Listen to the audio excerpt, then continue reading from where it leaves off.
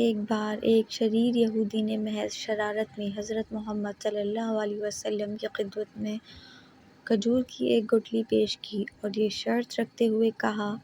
کہ اگر آج آپ اس گٹھلی کو مٹی میں اور پانی کے نیچے دبا دیں اور کل یہ ایسا تناور کھجور کا درخت بن کر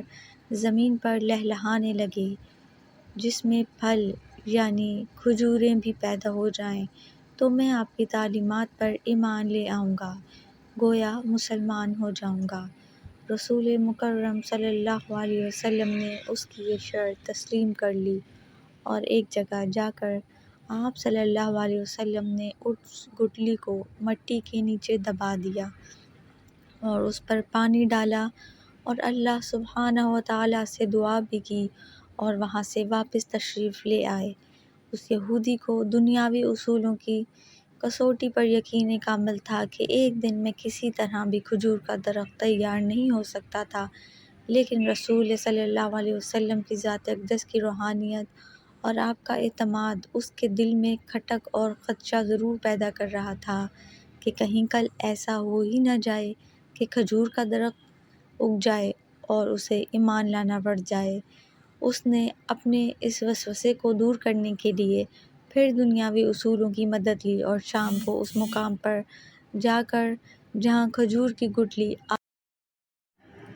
قائد و جہاں صلی اللہ علیہ وسلم نے بوئی تھی اس کو وہاں سے نکال لیا اور خوش خوش واپس آ گیا کہ اب کھجور کا نکلنا تو بالکل ناممکن ہے، کھجور کے درخت کا نکلنا ہی محال ہے۔ لیکن وہ نہیں جانتا تھا کہ جب معاملہ اللہ سبحانہ و تعالیٰ اور اس کے رسول صلی اللہ علیہ وسلم کے درمیان ہو تو دنیاوی اسباب بے معنی ہو جاتے ہیں۔ اگلے دن آقا دو جہاں صلی اللہ علیہ وسلم اور وہ یہودی مقام مقررہ پر پہنچے تو وہ یہودی یہ دیکھ کر حیران رہ گیا کہ وہاں ایک تناور درخت کھجور کے لجھوں سے لدا کھڑا ہے۔ اس یہودی نے جب اس کی کھجور کو کھایا تو اس میں گٹھلی نہیں تھی تو اس کے منہ سے بے اختیار نکلا، اس کی گٹھلی کہاں ہے؟ مرغوم ہے کہ اس موقع پر رسول اللہ صلی اللہ علیہ وسلم نے ارشاد فرمایا کہ گٹھلی تو تم نے کل شام ہی نکال لی تھی، اس لیے گٹھلی تو کھجور میں نہیں ہے، البتہ تمہارے خواہش کے مطابق کھجور کا درخت اور کھجور موجود ہے۔ کہا جاتا ہے کہ وہ یہودی اللہ سبحانہ و تعالیٰ کی اذان سے رسول اللہ صلی اللہ علیہ وسلم کے اس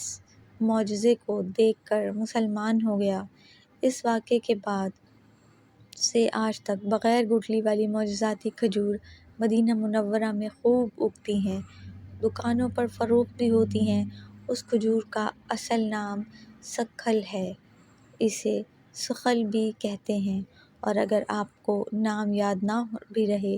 تو آپ اسے بے دانہ کھجور کہہ کر بھی